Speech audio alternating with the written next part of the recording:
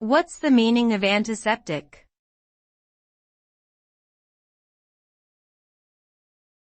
Antiseptic.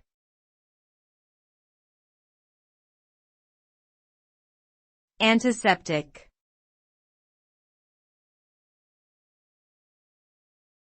Antiseptic.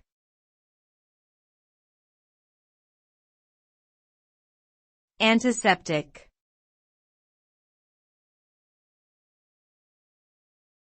Antiseptic.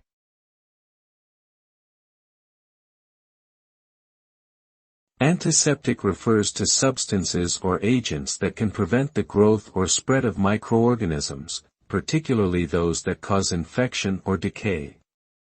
These substances may be applied to living tissue, such as skin or wounds, to prevent infection and promote healing. They can also be used to clean surfaces and equipment to maintain a sterile environment. The result of using antiseptics is a reduction in the risk of infection, which can speed up wound healing and prevent the spread of disease.